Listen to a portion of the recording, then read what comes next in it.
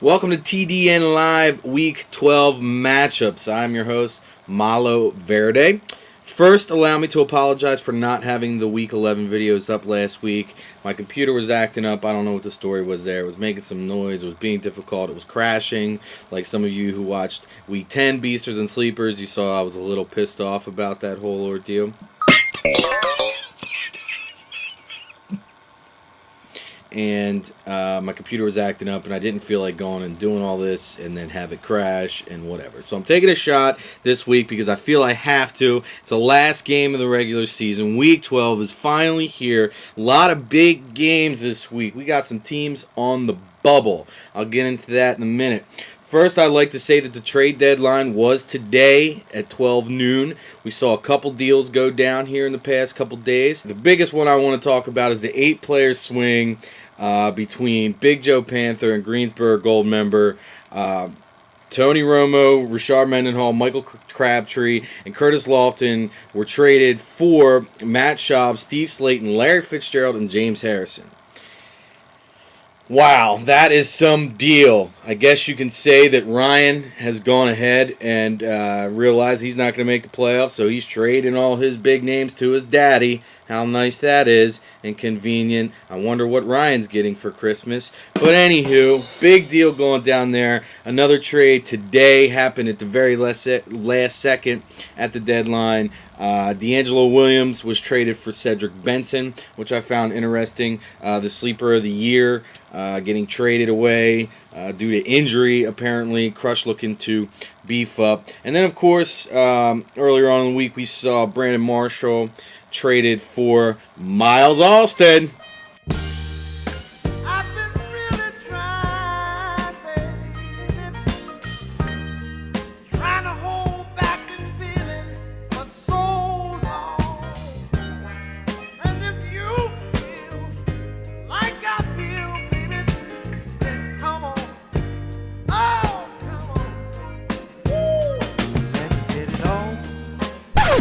Next on the agenda, voting for the yearly awards.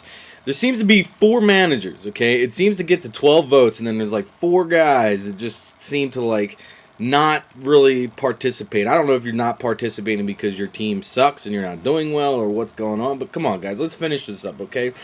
As it stands right now, Rookie of the Year is going to Brian Cushing. No other rookie has put up the numbers that Brian Cushing has this year, both offensively, defensively. So Cushing will get Rookie of the Year because he was tied for Sleeper of the Year with Cedric Benson.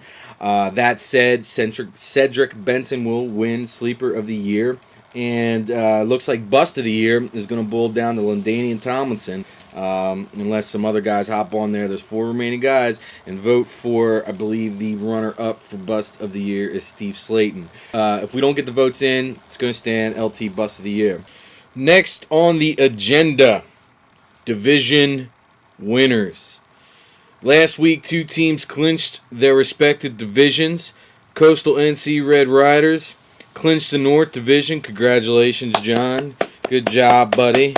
I know you made a big deal out of this on a particular post that you sent to me saying I was in love with myself or something like that, and you should be recognized and popping champagne bottles in the whole 9 yards. Well, there you have it, buddy. Next team to clinch their division was Kemper BTK. All right, Kemper. That's super sweet, man. Way to go, dude. He clinched the South in the playoffs. Hopefully these teams get their asses handed to them by Mean Green playoffs. All right, teams on the bubble. There's a handful of teams out there whose fate is resting solely on a couple games.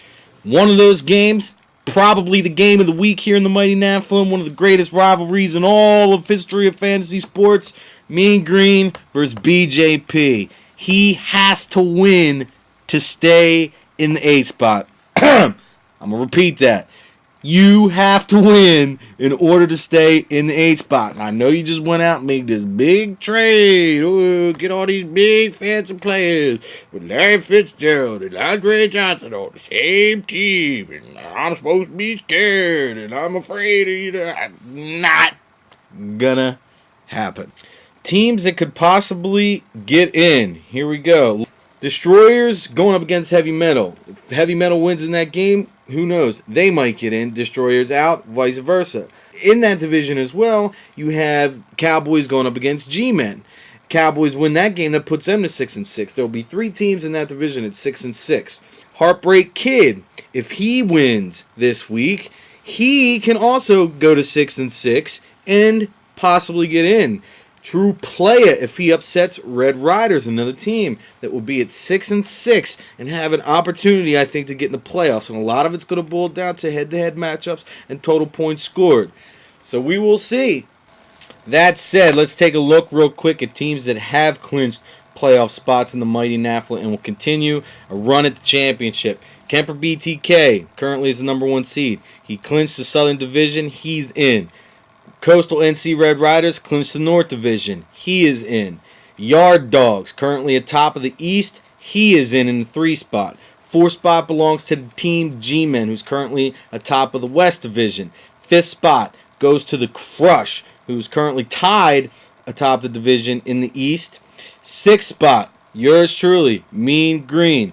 Crush, Mean Green, Yard Dogs, all in, despite if they win, lose this week, whatever. It's going to boil down to Crush and Yard Dogs for the division championship. They're the 2 teams right now when looking at division records that have a chance to win that division. To the 7th spot, Danville Destroyers, who's in the West. Like I said, one of the teams on the bubble, I believe.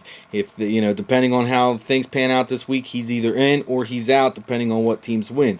BJP currently in the 8th spot, but like I said, I truly believe he has to win to get in. Like I said, Heartbreak Kid and True Playa. True Playa is the number 9th seed team right now with a win against Red Riders. He possibly can get in. Heartbreak Kid, 10th ranked team. If he wins, he could possibly get in if Danville loses and Big Joe loses. Teams that are close, Colorado at 12, Austin Cowboys at 11. Unless there's some magic thing and some crazy teams lose and some crazy teams win or something like that, it's going to be tough for those guys to get in. But being their division is so tight, you never know. Danville Destroyers loses, G-Men lose, possibly one of those 2 teams get in. As for Gold Member, San Saba, Kirkwood Keg Killers, and the Bears, it was a tough season, guys. Couple of you teams out there, you put up big numbers, but you came up short. Saba and Gold Member had good teams, put up big numbers, but came up short. Kirkwood Keg Killers and the Bears, back to the drawing board, boys. Get your keepers ready. Get ready for next season. You're potentially looking at picks 1 and 2, unless in the consolation ladder you're able to work some magic. But in all reality, who would want to work any kind of magic at that point? I think you're playing for the number 1 pick. All right, so there you go. That's a little update of what's going down in the mighty NAFLA. Okay, I'm going to come back, get right into some matchups, break it down for you. Beasters and Sleepers, whole 9 yards. You're watching TDN Live.